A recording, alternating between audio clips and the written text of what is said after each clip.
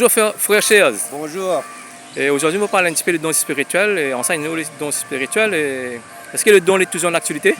Ah oui, les dons, parce que la parole de Dieu nous dit dans 1 Corinthiens chapitre 12 que l'Église a reçu des dons, des grâces, et Jésus a donné à son Église pour travailler pour l'avancement de son œuvre, de son Église.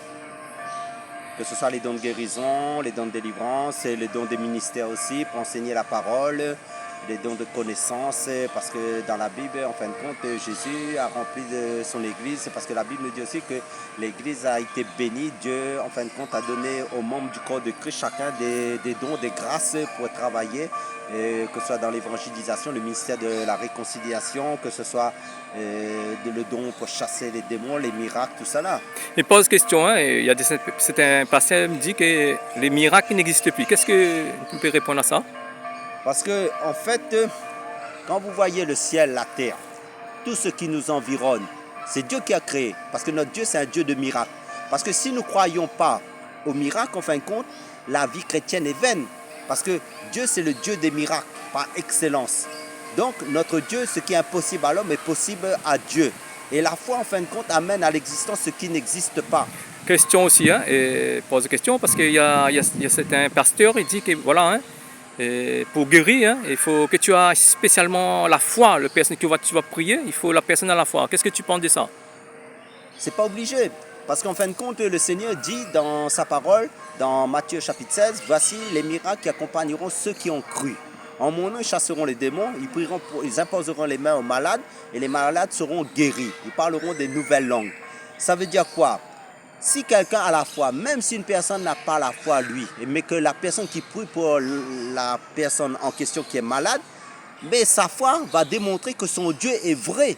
Parce que Dieu, il exauce toujours ses enfants qui ont cru en lui. Ça, c'est la réponse qui me t'attend, hein, parce qu'au fait, il y a des personnes qui, quand j'entends ça, franchement, ça mérite, hein, parce qu'il dit la personne n'est pas guérie parce qu'ils ont pas la foi. Au fait, non. Au fait, comme tu viens de dire là, en fait, quand le Seigneur, il permet il fait montre qu'il existe. Oui. Parce que moi, par exemple, j'ai prié pour une personne qui est un païen, qui, bon, on va dire qu'il n'y croit pas à rien, il ne croit pas en Dieu. Je priais pour lui, hein, je ne même pas dit, mais dis-moi ça, même si tu n'as pas la foi, Dieu va te guérir. Je posais la main, je priais, hein, la personne a réussi sa délivrance, l'escalier n'a plus de souffrance pour son dos, parce que son dos, hein, il est handicapé pour ce travail. Mais ça veut dire quoi? Mais que les gens qui vont te dire que tu n'as pas la foi, c'est des personnes qui sont pas mandatées par le Seigneur. Voilà. Parce que, en fait, la parole de Dieu nous dit Dieu nous dit dans sa parole qu'en fin de compte, hein, que la foi vient de ce qu'on entend et ce qu'on entend vient de la parole du Christ. Donc, Jésus il dit aussi, l'apôtre Paul nous dit dans 1 Corinthiens chapitre 11, verset 1, « Soyez mes imitateurs comme je le suis de Christ. » Et Jésus nous dit aussi, « Tout disciple accompli sera comme son maître. » Ça veut dire quoi? Jésus nous demande à l'imiter. Parce que c'est lui le modèle à imiter. Donc Jésus allait de lieu en lieu annonçant le royaume de Dieu et faisant le bien. Comment il faisait le bien aussi? Il priait pour les malades et les malades étaient guéris. Et les malades témoignaient de Jésus-Christ.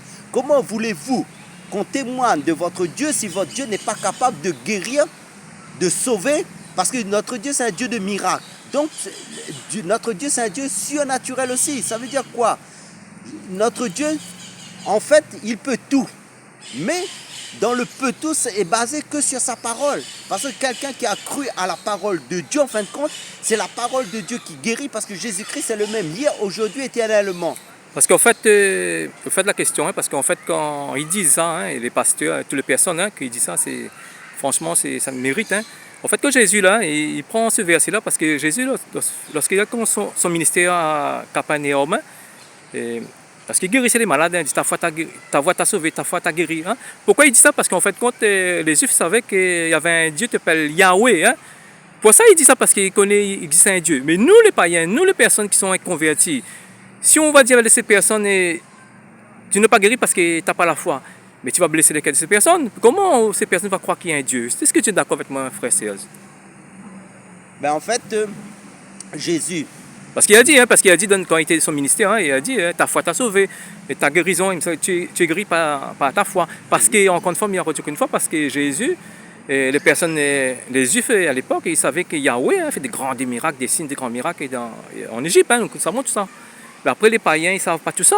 Les personnes déconverties, ils ne savent pas ça. Si on va condamner ces personnes parce que tu n'es pas guéri, parce que tu n'as pas la foi, c'est faux. Tu es d'accord avec moi, Seigneur? Oui, mais c'est faux, parce qu'en fin de compte, si vous lisez les actes des apôtres, si vous lisez les évangiles, en fin de compte, Jésus dit, vous ferez des choses plus grandes que moi je les fais. Ça veut dire quoi? Jésus a mandaté son Église à accomplir les œuvres, les miracles et à prêcher sa parole. Parce que si quelqu'un ne prêche pas l'évangile dans la vérité aussi, c'est normal que les miracles n'accompagnent pas ces personnes-là. Et c'est normal aussi si les personnes ne sont pas nées de l'Esprit, du Saint-Esprit. Parce que c'est Jésus en nous, par son Esprit, qui fait son œuvre, qui guérit, qui délivre et qui prêche sa parole, qui annonce l'évangile. Donc, toutes les personnes dont les miracles ne les accompagnent pas, quel Dieu ils ont reçu? Quel évangile ils ont reçu? Quel évangile ils lisent? Quelle Bible ils lisent? Ils lisent les Bibles, en fin de compte, qui sont falsifiées, en fait. Parce que Jésus n'a pas changé. Parce que les actes des apôtres continuent jusqu'à nos jours, si vous voulez bien comprendre. Les actes des apôtres, c'est les actes de Jésus-Christ, les actes du Saint-Esprit. Parce qu'à travers les apôtres, c'est Jésus-Christ même, et à travers de son Église, que Jésus-Christ accomplit son œuvre. Témoin, frère Serge, je me connais, ça fait un beau moment, me connais. Tu as un ministère de délivrance. Et ça fait combien de temps tu exerces dans ce ministère de délivrance? Ben, ça fait pas mal d'années parce que Dieu, c'est Dieu qui donne des grâces, qui donne des dons. Mais moi, en fin de compte, la parole de Dieu aussi, qu'un autre te loue, mais pas ta bouche.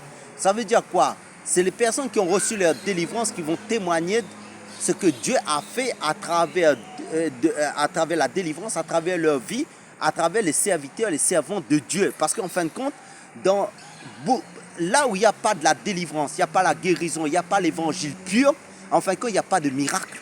Mais donc les démons existent alors? Les esprits existent parce que dans la Bible, nous est dit aussi dans le livre d'Apocalypse que Satan est descendu sur cette terre avec une grande colère pour combattre ceux qui gardent les commandements de Dieu et ceux qui gardent le témoignage de Jésus-Christ. Car Jésus-Christ est Dieu et le message que Satan déteste, c'est que Jésus-Christ est Dieu. Que Jésus-Christ est le sauveur de nos âmes. Et Satan nous combat à cause de cela. Parce qu'en fin de compte, dans les autres religions, beaucoup ne disent pas que Jésus est Dieu.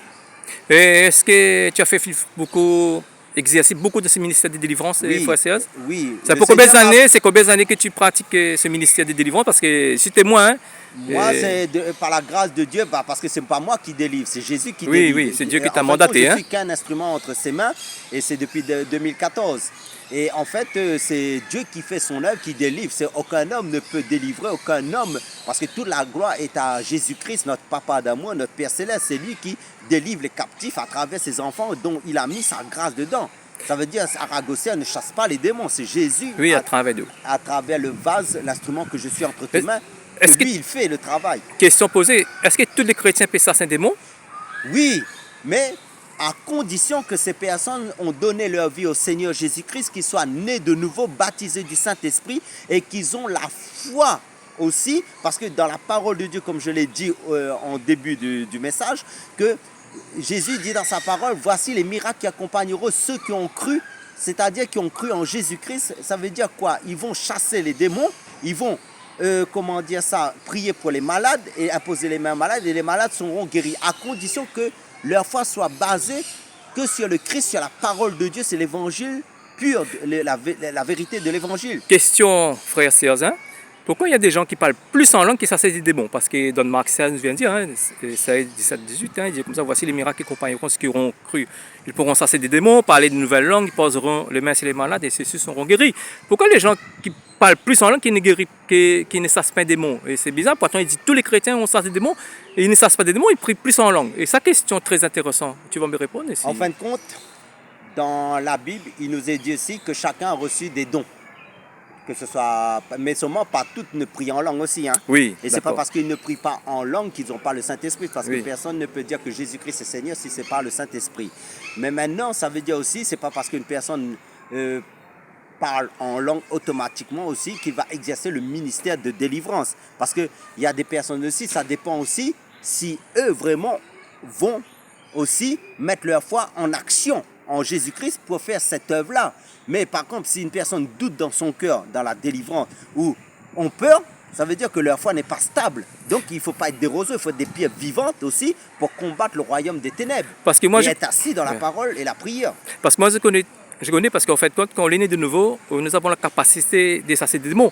Après, il y a des dimensions des démons, hein, Ah parce oui. qu'il y a des autorités, il y a gradés, moins gradés. Hein, parce que lorsque nous sommes nés de nouveau, on peut chasser des démons. Après, il y a des démons qui... Ah, il y a des niveaux. Des niveaux, hein, veut dire comme ça. Il y a des personnes Oui, qui sont pas tous les démons, c'est spécialistes. de la même catégorie. Oui. Mais aussi, quand on chasse les démons, il faut avoir le don du discernement pour Oui. savoir aussi quel esprit est Oui, en face d'accord. de nous, quel démon. Parce qu'il y a plusieurs types de démons. Mais seulement, ça, c'est un enseignement aussi qu'il faut être approfondi aussi dans l'enseignement du ministère de la délivrance aussi, pour discerner avec le don du discernement. Parce que le don du discernement accompagne aussi avec la parole de Dieu pour discerner quel esprit est en face de nous en fonction de la manifestation de cet esprit qui agit à Après, travers de la personne. Après aussi, moi je dis aussi c'est un vie de consécration, hein, parce qu'il y a des démons qui sont enracinés, hein, qui ne sortent pas comme ça. Et puis si nous sommes dans le péché, les démons ne sortent pas. Prière, comme Jésus a dit, il y a des sortes de démons qui sont chassés par la prière et le jeûne. Mais aussi, le fait aussi d'avoir cette vie de, comment dire, de consécration dans la parole de Dieu, et intensivement aussi par rapport aussi à la vie de prière, à la vie d'adoration. Il faut être un adorateur de Dieu en esprit, en vérité. Hein. Après, hein, j'ai vu un prédicateur a dit, dans Jean 17, verset 21, ces sortes de démons ne sortent que par la prière et le jeûne. Hein. Oui. En fait, il a dit des choses que je ne suis pas d'accord. Parce que pourquoi? Parce qu'il a dit comme ça, on va jeûner pour ça, ces démons. Non, c'est faux. Qu'est-ce que tu penses de ça? Non, parce que le Seigneur Jésus nous dit aussi prier sans cesse. Ça veut dire quoi? Chaque jour de nos vies, nous sommes en priant en fin de compte. Parce qu'en fin de compte, en méditant la parole de Dieu, en priant, en louant le Seigneur, c'est parce que chacun de nous a une vie de consécration individuelle et personnelle en communion avec le Seigneur. Et chacun connaît sa marche spirituelle aussi. Parce que pour exercer ce don aussi, il faut aussi être, comment dire ça, être à l'exercice aussi dans la vie de consécration, dans la parole de Dieu. Parce que cet homme-là, c'est moins sincère. Au fait, il a dit des choses qui n'est pas bibliques. Il a dit il faut qu'on jeûne. Que quand on va chasser le démon, si le démon ne sort pas, on va rejeûner. Non, en fait, quand il n'a pas compris, en fin de compte, il faut une vie de jeûne, de prière. Moi, par exemple, je ne jeûne pas beaucoup. Frère Serge, je ne jeûne pas beaucoup, mais on chasse les démons. Pourquoi? Parce que c'est une vie de consécration. Hein, parce que le Seigneur, ce qui nous attend, c'est une vie de consécration. Il faut jeûner aussi. Hein. Il faut spécialement aller jeûner pour ressasser les démons. Non, ça, c'est une vie de consécration. Je veux dire comme ça, si nous avons une vie de consécration, je veux dire comme ça, automatiquement, les démons vont quitter les corps. Pourquoi? Parce que en fait, vous n'êtes pas dans le péché. Si nous sommes dans le péché, les démons ne quitteront pas le corps. Hein, et vous ne perdez pas le temps de prier. Les démons ne quitteront pas le corps si tu es dans le péché. Hein, voilà. Hein. Et aussi, il faut dire aussi, s'il y a un non-pardon dans les cœurs, les démons vont s'accrocher à la personne. Parce que si la personne garde rancune, garde le non-pardon dans son cœur, ben les démons, en fin de compte, ils ne vont pas partir. Il faut que la personne se repente. Et aussi, il faut qu'elle libère le pardon dans la vie de ses ennemis. Parce que les démons n'aiment pas le pardon, en fin de compte aussi.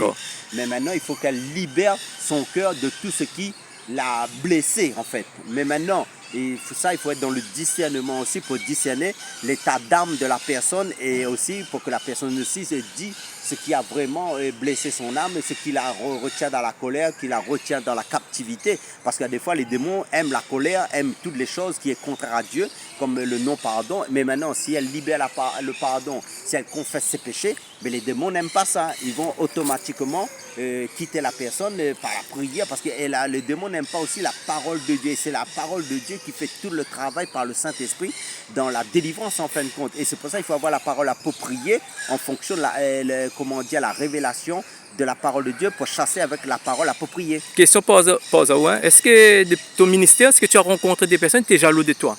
Et parce que tu avais ce ministère de délivrance, parce qu'il y a beaucoup de personnes qui cherchent ce ministère-là, est-ce que tu as rencontré des jalousies? Ben moi, je ne peux pas juger les autres parce que seulement Dieu connaît les cœurs si des personnes sont jaloux. Mais maintenant... Ouais, l'expression, hein, parce qu'il y a des gens, il faut dire qu'il y a des gens qui sont jaloux. Hein. Par contre, on peut dire comme ça, par exemple, les témoins Jéhovah, ils ne croient pas... Oui, ils ne croient pas les dons. Oui, il y a des dénominations qui disent être de Jésus, en fin de compte, et ils ne croient pas au miracle, ils ne croient plus que Jésus est capable de délivrer, de guérir, parce qu'en fin de compte, la parole de Dieu ne change pas. C'est les hommes qui ont changé la parole, parce que Jésus est le même hier, aujourd'hui, éternellement. Donc Jésus continue à bâtir son église, Jésus continue à délivrer, Jésus continue à guérir, Jésus continue à sauver les âmes, Jésus continue aussi à sauver les perdus. Parce qu'il a dit, comme vous venez de dire, parce ce que tu viens de dire, là, ce verset est très important, Hébreux 13, 8. Hein. Jésus-Christ est le même hier, aujourd'hui, éternellement. Hein. Oui. Après, il dit aussi dans Jean 5, verset 17, hein, mon Père agit jusqu'à présent, moi aussi j'agis. Hein. Jusqu'à présent, Jésus agit. Il agit hein. Oui. Après, on voit aussi que le témoin Jéhovah, il prend un verset biblique peut-être de ce contexte, hein, dans Hébreux 13. Il donne 1 Corinthiens 13, il dit comme ça, les dons, et dans 1 Corinthiens 13, 8, hein, il dit les dons sont abolis, hein, sont abolis, il veut dire, puis dons, hein, veut dire la connaissance sont disparus, tout ça. Non, c'est faux. En fait, quand on va abolir tout ça là, veut dire qu'on va disparaître, quand Jésus qu'on va retourner pour le millénium, il n'y aura plus les dons. Mais actuellement, les dons sont toujours en fonction, hein, parce qu'en fait, quand les gens ils détournent la parole de Dieu, hein, parce qu'ils sont aigris, parce qu'ils n'ont pas vu, parce qu'il y a un verset qui explique un autre verset, parce que peut-être ils n'ont pas lu le verset 1 Corinthiens 1, 7, il dit, hein, et ce verset dit, les dons il ne disparaîtra pas, hein, il disparaîtra pas, les dons sont toujours en actualité. Hein. Oui, mais en fin de compte, l'Église a reçu les dons spirituels, parce que Dieu n'est pas un homme pour mentir, ni fils d'un homme pour se repentir. Ce qu'il a dit, ne le fera-t-il pas? Ce qu'il a déclaré, ne l'exécutera-t-il pas? Nous dit dans Nombre chapitre 23, ce que Dieu dit en fin de compte, il accompagne sa parole. Et Dieu, en fin de compte, en Jésus-Christ, il glorifie son nom. Comment voulez-vous que Dieu se manifeste si Dieu n'agit plus? Donc, Dieu n'est pas dans la religiosité, Dieu n'est pas dans la religion des hommes, et beaucoup en fin de compte tordent le sens des Écritures. Voilà. Façon, parce qu'ils ne voient pas les miracles. Donc, comme ils ne voient pas les miracles, en fin de compte, il dit que Dieu est un menteur. Alors que Dieu est avec sa parole. Et Dieu, en fin de compte, il accompagne toujours ses serviteurs qui vivent dans sa parole, qui fait sa volonté. C'est pour ça que celui qui ne fait pas la volonté de Dieu, la parole de Dieu n'agit pas, ne guérit pas. En fin de compte, la parole de Dieu est une lettre morte, en fin de compte. Mais la parole de Dieu est vivante, parce qu'il dit l'esprit vivifie. C'est l'esprit qui donne la vie. Parce qu'il faut encourager les gens, le don ne pas disparaître, parce que le verset est revenu, hein, est revenu dans ma pensée. 1 Corinthiens 1, verset 1, chapitre 1, verset 7, il dit comme ça, ainsi, ne vous manque aucun don, à vous qui attendez le moment où notre Seigneur Jésus-Christ apparaîtra. Voilà, hein, veut dire comme ça que lorsque Jésus va revenir pour 1000 ans, les dons n'existeront plus. Hein. Veut dire actuellement, les dons sont disponibles en activité. Oui. Après, on voit aussi que les personnes sont aigries parce qu'ils n'ont pas ces dons, il va qualifier les dons, c'est du diable. Qu'est-ce que tu penses, frère Serge? Il va disqualifier. Dans l'époque de Jésus, quand Jésus chassait les démons, même les religieux disaient que Jésus a Belzébul. Ça veut dire que c'est par le prince des démons qui chasse les démons. Mais maintenant, qui disait ça? Mais Jésus a dit comment? Si c'est par le prince des démons que je chasse les démons, vos fils, par qui les chassent-ils? L'Église, en fin de compte. Ça veut dire que l'Église a reçu la grâce de Dieu. Ça veut dire, en fin de compte, ce sont les enfants de Dieu nés de nouveau en Christ qui font ce travail. Sans le Saint-Esprit, on ne chasse pas les démons. En fin de compte, c'est ça le problème. Le problème, c'est que beaucoup ne sont pas nés de nouveau. Beaucoup sont dans la religiosité, dans les commandements des hommes, dans des dogmes des hommes, dans les raisonnements, non plus dans la vérité. Ils sont aigris. Oui, ils sont aigris parce que la vérité a disparu. Donc Dieu pour eux, Dieu c'est du passé, alors que Dieu est toujours d'actualité de nos jours. Et Jésus va revenir prendre son église glorieuse dans la sanctification et la gloire qui manifeste la puissance du Saint-Esprit. Si tu as lu le 5 évangiles, explique, hein, parce que Jésus, en fait, comme tu viens de dire là, les pharisiens qualifient le mystère de Jésus, c'est le mystère Belzébul, hein, et le diable. Hein. Oui. Jésus a dit, hein, il a dit sa parole aussi, hein, c'est lui qui dit du mal, le Fils de l'homme, sera pardonné. Mais celui qui blasphémera contre le Saint-Esprit ne tiendra jamais de pardon. Hein. Dans Marc 3, verset 29. Hein. Oui. Ouais, il a dit ça. Parce qu'en fin de compte, cela veut dire quoi? Quand quelqu'un voit le Saint-Esprit agir, et il mettait ça sur le compte du diable, alors que c'était Dieu en personne par son esprit à travers son Fils Jésus-Christ en tant qu'homme, qui agissait dans la délivrance, qui délivrait. Mais Dieu, à travers ses enfants qu'il a donné son Saint-Esprit, continue de nos jours à faire l'œuvre pour sauver les âmes. Parce que imagine, si l'Église va sur le terrain et en face de nous, il y a le royaume des démons, il y a le royaume des ténèbres. Mais si nous n'avons pas la grâce de Dieu, les dons spirituels, et nous n'avons pas aussi la parole de la vérité, mais Satan, lui, qu'est-ce qu'il va faire? Il va danser, donc il va faire tout ce qu'il a envie. Mais maintenant, les personnes qui sont remplies du Saint-Esprit, qui sont remplies de la vérité, qui ont les dons spirituels de Dieu, qui ont la foi en Jésus, qui ont l'évangile pur, qu'est-ce qu'il va faire? Ils sont en guerre spirituelle contre son royaume. Donc c'est un combat spirituel pour chasser, pour rejeter, pour comment dire, renverser toutes les œuvres de l'ennemi. C'est pour ça que quand Jésus est mort sur la croix, qu'est-ce qu'il a fait? Jésus a effacé l'acte dont les ordonnances nous condamnaient et qui subsistait contre nous. Et il a détruit le clouant à la croix. Il a exposé les dominations et les autorités. Il a cloué à la croix. Donc il a apparu pour détruire les œuvres du diable. Donc nous combattons en fin de compte, dans la victoire en Jésus-Christ, car Jésus-Christ a dépouillé le royaume des ténèbres par l'œuvre de la croix. Parce qu'il y a certaines personnes, pour ça ils sont jaloux, hein, parce qu'ils qualifient le mystère de Jésus, c'est du diable. Hein, parce que dans Matthieu 9, je pense 34 ou 24, 34, il dit comme ça, il dit comme ça, et ça c'est pas le prince des démons que Jésus, ça c'est les démons. Hein. Mais voilà, hein, parce que c'est ça, hein, les personnes sont jaloux, voilà, sont jaloux. Mais il y aura toujours des personnes qui vont combattre ceux qui sont qui sont de Dieu en Jésus-Christ, qui sont dans la vérité. Pourquoi? Parce que quand ils ne voient pas, Dieu n'agit pas avec eux, donc ils vont dire que ça c'est du n'importe quoi. Bah oui. Pourquoi? Parce que eux, comme ils ne comprennent pas l'œuvre de Dieu, parce qu'ils ne sont pas de Dieu aussi, parce que Jésus a bien dit aux pharisiens, votre père c'est le diable en fin de compte. Donc les religieux, donc quand ils voient que les choses se font et qu'eux ils ne sont pas capables de le faire, voilà. Qu'est-ce qu'ils vont? Ils vont dénigrer, ils vont mépriser, ils vont dire des choses en fin de compte à l'encontre des enfants de Dieu. Parce qu'il a dit c'est normal. Clairement dit Jésus, hein, Matthieu 9, verset 34, hein, et le pharisien dit, c'est pas le prince des démons qui chasse les démons. Hein. Mais dire voilà, aujourd'hui, Jésus n'a pas changé. Je dis encore une fois, toutes les personnes qui ont l'esprit de Jésus, qui a son esprit, Dieu a donné les capacités pour guérir, pour chasser des démons. Son mystère, il y a des personnes qui ont reçu aussi les dons. Quels dons aussi il a reçu? Il y a beaucoup de dons, des dons de parler en langue. Il y a des dons de sagesse, des dons de connaissance, et il y a d'autres dons qui sont énumérés dans la Bible bien comme il faut, si on la méditons. Il y a le don de délivrance, de guérison, le don des ministères apostoliques, pastoral, évangélique, et en fin de compte évangéliste, et en fin de compte pasteur, docteur, et encore d'autres dons encore que, en fin de compte, le temps nous manque pour décrire encore. Oui, il y en a beaucoup. Ces dons-là, parce que tous ces dons, Dieu a mis à la disposition de sa véritable église. Pourquoi? Pour édifier, pour bâtir son église par son Saint-Esprit, car c'est Jésus, parce que la parole de Dieu, il dit aussi, ce n'est plus nous qui vivons, mais c'est Christ qui vit en nous par son Esprit, pour bâtir son œuvre, pour exhorter, pour encourager, pour éclairer, et pour édifier, pour construire l'église. Pour t'étonner encore, pour t'étonner, en fin de compte, les témoins Jéhovah, la Bible, la tradition du monde nouveau, il fait 50 ans, la Bible. Hein? Oui. En fin de compte, dans la Bible, il manque, j'ai fait mon enquête, il y en a 15 versets de la Bible qui ils étaient tirés dedans. Hein. Et dans la Bible, comme les Byzantins, il y en a Marc 16 jusqu'à 8, verset 8, après 16, 17, 18, tout ça, ces versets n'existent pas, ils ont tiré dedans. Oui, ouais, mais le Seigneur nous dit aussi, celui qui retranchera la parole ou qui rajoutera, ça veut dire quoi? Et l'apôtre Paul aussi nous dit de ne pas aller au-delà de ce qui est écrit. Donc ça veut dire quoi? Il faut que l'Esprit Saint nous assiste aussi dans l'étude biblique. Et aussi, il ne faut pas lire une seule version de Bible. Parce qu'il y a plusieurs versions de Bible dans le monde. Il faut s'approfondir en lisant aussi. Seul le témoin Jéhovah qui a cette Bible et tradition de monde nouveau. Après, tous les Bibles ils sont complets. Hein.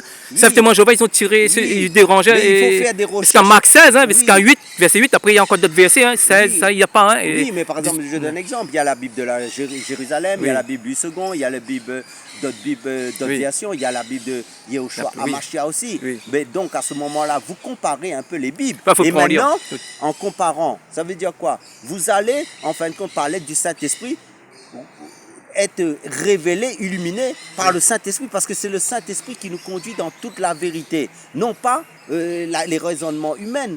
Question, comment il faut pouvoir des dons? Ah non, pour faire parce que la question.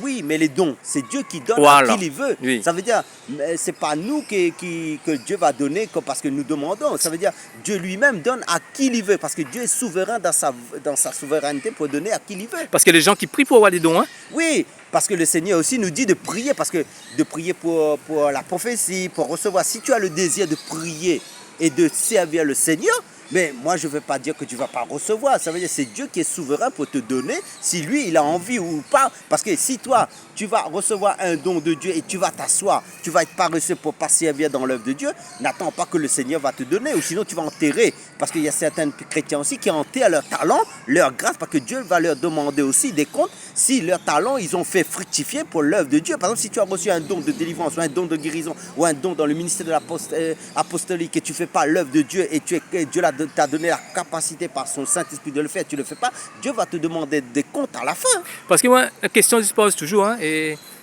dans la Bible, il ne dit jamais ça c'est un don, hein, parce que Paul dit à Corinthiens 12, dernier verset, hein, aspirer les dons meilleurs, après plutôt les prophéties. En fait, que les dons de délivrance, tout ça, hein, parce que toutes les personnes auront cette capacité de ça, c'est des mots. Après les dons, même, moi je dis conseil, je ne vais pas prier pour ça. Hein. prie pour le Seigneur pour changer notre cœur. Hein. En fait, le Seigneur veut qu'on change notre cœur. Après, c'est lui qui va donner les dons qu'il a désignés. Hein. Parce que si tu pries pour un don que le Seigneur pas... Parce que les dons, en fin de compte, avant ta naissance, le Seigneur fait une préparation ce ministère pour toi. Je conseille toujours les gens de ne pas prier pour ça. C'est Dieu qui donne les dons. En hein. fait, ce qu'il faut comprendre aussi, dans la marche, dans la vie chrétienne, ce qui compte, le plus grand don, c'est le don de recevoir Jésus dans son cœur, qui est le Saint-Esprit. Si tu as Jésus, tu as tout. Mais maintenant, tu as la parole de Dieu. Après, il faut connaître Jésus dans sa parole. Mais maintenant, le plus grand don que Dieu nous a donné, c'est son Fils Jésus-Christ pour la vie éternelle. Question. Parce que Dieu dit à la fin aussi, les prophéties, les parler en langue, tout ça ne va plus, sera fini après cette vie. Oui, cette vie. Parce mais maintenant, les dons, c'est pour être au service de l'œuvre du service dans l'Église, dans l'œuvre de Dieu. Moi, je fais un témoignage. Hein. Il y a des gens qui sont possédés, ils ne savent pas. Hein, parce que moi, quand une histoire, hein, des chrétiens, j'ai fait des délivrances. Hein. Ils avaient des gros bibles parler en langue. Hein. Lorsque je priais comme ça, je ne sais pas s'ils étaient possédés. Eux-mêmes ne savaient pas. Hein. Et on voit que les démons se manifestaient. Hein. Il y a beaucoup de chrétiens qui sont possédés. Hein. Ils ne savent pas. Pourquoi? Parce que notre vie n'est pas en règle avec le Seigneur. Hein. Parce que c'est le Seigneur qui nous attend. Hein. C'est de mettre une vie en règle, voilà, hein. D'abandonner tous nos péchés. Voilà, hein. Pour terminer, pour conclure, qu'est-ce que tu vas dire pour les personnes? En fin de compte, comme nous avons parlé des dons, toutes les personnes qui ont reçu des grâces, des dons dans l'œuvre du Seigneur, dans le monde entier, les fils et les filles de Dieu, moi je vous encourage à faire fructifier vos talents dans l'œuvre du Seigneur pour que l'Église, en fin de compte, pour l'œuvre du Seigneur, les âmes soient bénéficiaires parce que vous êtes des canaux de bénédiction selon la grâce, les talents que Dieu a déversés dans vos vies pour les membres du corps du Christ. De ne jamais enterrer vos talents sous la terre. En fin de compte, de mettre à l'exercice les dons que vous avez reçus, comme c'est dit dans 1 Pierre chapitre 4 verset 10. Mettez vos dons au service des uns et des autres. Après aussi, pour terminer pour la construction de l'Église. Pour terminer aussi, parce que Jésus dit que Jean-Baptiste, c'est le plus grand des prophètes. Hein, parce qu'on voit que Jean-Baptiste n'a pas fait aucun miracle. Hein, on voit qu'Élisée, Élie, c'est des grands hommes de Dieu qui ont fait des miracles. Hein. Le Seigneur, c'est qu'il le cherche, il vient chercher une Église et pas des personnes qui ont des dons. Hein, des dons, des miracles. Hein. Ce qu'il cherche, il vient chercher quelqu'un qui est sanctifié. Quelqu'un son vie en ordre, voilà. Pour terminer, qu'est-ce que tu vas... Ce qui compte dans la vie chrétienne, les dons étaient mis dans la vie des chrétiens, en fin de compte, pour être à l'exercice pour la construction de l'Église. Parce que les dons sont gratuits. Mais ce qui compte le plus, c'est les fruits de l'Esprit. Voilà. Ça veut dire l'amour, la miséricorde, la bonté, qui est décrit dans Romains chapitre 5, Galates chapitre 5, parce qu'il dit comment l'amour est répandu dans nos cœurs par le Saint-Esprit, qui est un fruit de l'Esprit aussi. Mais ça veut dire quoi aussi? Ça veut dire nous devons nous consacrer, nous exercer dans les fruits de l'Esprit, avant tout la sanctification, la paix, qui est un fruit de l'Esprit aussi. Mais les dons, ça veut dire ça va cesser un jour. Ouais, oui. Donc, les fruits de l'Esprit seront éternellement avec nous. Mais en tout cas, frère Serge, content pour cette interview et pour la prochaine fois. Que tous les frères soient bénis.